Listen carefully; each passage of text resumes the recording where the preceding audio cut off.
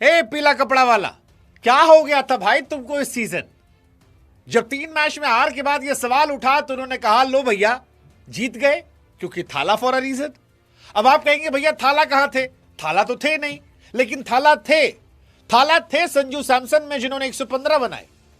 115 हुआ कितना? 7 यानी हाँ 7 से हो गया कर्ज माफ, क्योंकि चेन्नई सुपर किंग अपने घर में 6 मैच गई थी हार, लेकिन अब उन्होंने इस आईपीएल की one of the finest team Delhi को हराकर उस कर्ज को गायब कर दिया है और सीएसके फैंस के जहन में एक उम्मीद जगा दी है कि हो सकता है कोई करिश्मा दिख जाए इस सीजन।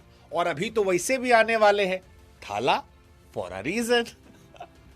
सीएसके ने पहले बल्लेबाजी की, 20 ओवर में 212 बनाए। टू बी ऑनेस्ट, जब ये स्कोर कार्ड खत्म हुआ तो मुझे लगा कि शायद 20 रन कम हो गए, क्योंकि आखिरी के 3-4 ओवरों में चाहे वो लुंगी हो, नटराजन हो या मुकेश कुमार, इन्होंने जबरदस्त गेंदबाजी की थी और आखिरी के 4 ओवरों में सिर्फ 46 रन दिए थे, जो एक विकेट देखते हुए बहुत कम लग रहे थे। लेकिन वक्त, जज्बात, हालात, सीएसके गेंदबाजों ने बदला और वो जो सीएसके की सबसे कमजोर कड़ी थी वो इस मैच में ताकत बनी ओवरटन के जरिए, और ओवरटन ने एक्चुअली मैच पलट दिया। क्योंकि अगर आप इतना बड़ा टोटल चेस कर रहे हैं 212 और उसके बाद एक बॉलर जो है वो 4 की इकॉनमी से रन देकर 4 विकेट निकाल दे, तो आप उसे कह सकते हैं चैंपियन फॉर अ रीजन। हालांकि मैन ऑफ द मैच जो है संजू सैमसन रहे, और होना भी चाहिए। Sanju Samson is a golden boy for a reason यार। मतलब T20 वर्ल्ड कप में 3 पारियों में जबरदस्त पारियां उन्होंने खेली थी, और इंडिया में कई सारे लोग 3 पारी जब वो आईपीएल में फ्लॉप हुए तो उन्हें क्वेश्चन करने लगे,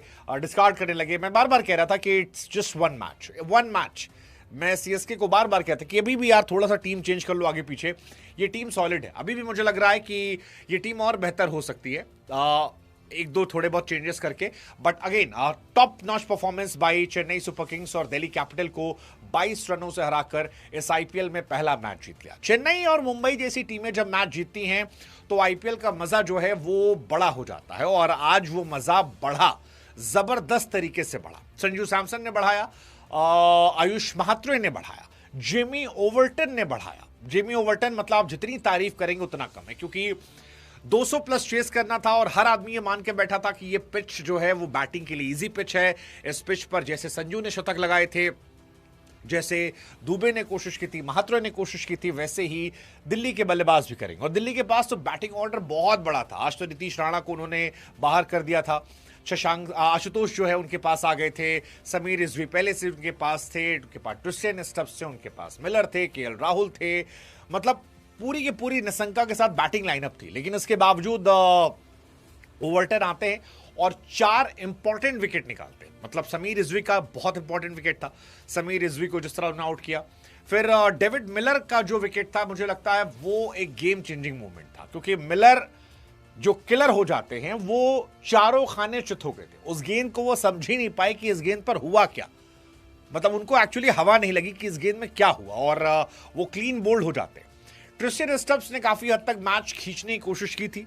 पल भर को लगा कि शायद ये मैच फिर जाएगा लास्ट ओवर तक, लेकिन वो ग्लव्स वाला विवाद होता है जिसमें वो ग्लव्स मंगाते हैं, ग्लव्स आता नहीं है, और वो एक शॉट खेलते हैं जिसपे वो कैच हो जाते हैं।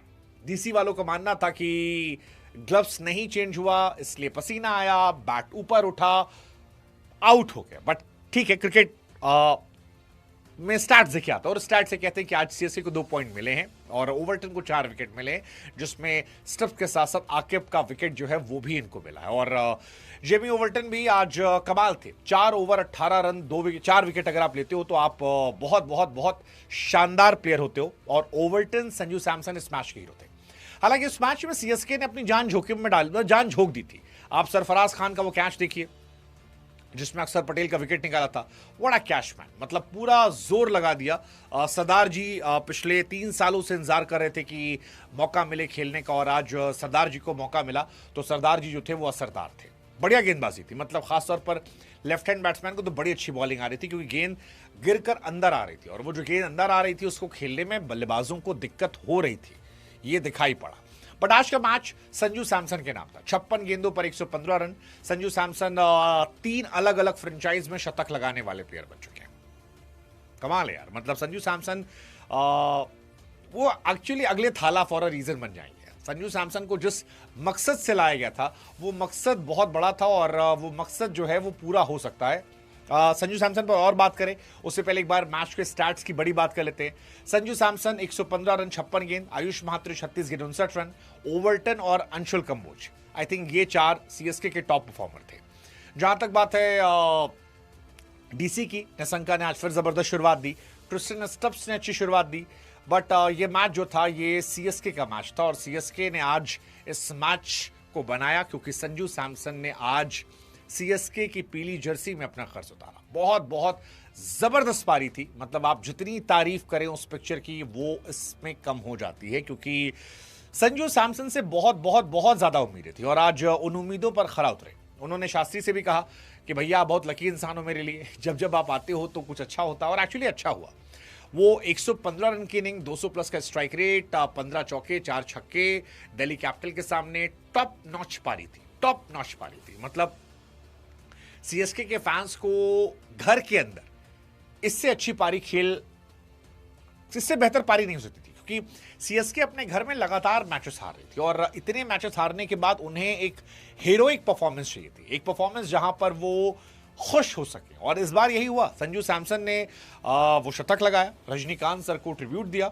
संजू सैमसन पिछले महीने वर्ल्ड कप में 3 बार शतक लगा सकते थे लेकिन वो बच गए थे। 97 आपको याद होगा क्वार्टर फाइनल में गया था, 89 सेमीफाइनल में, 89 फाइनल में, बट इस आईपीएल में वो पहले बल्लेबाज बन गए जो शतक लगाने वाले थे और मैं चाहता था कि संजू सैमसन के पास कुछ अच्छा जाए क्योंकि बहुत बड़े प्लेयर हैं, वर्ल्ड कप में अपना ऑरा बहुत बड़ा किया था और उनसे उम्मीदें बहुत ज्यादा थी। ये उम्मीद थी यार वर्ल्ड कप में जो आदमी हमें इंडिया को जिता सकता है 3 मैच लगातार, वो कुछ तो अलग करेगा और इस बार उन्होंने किया।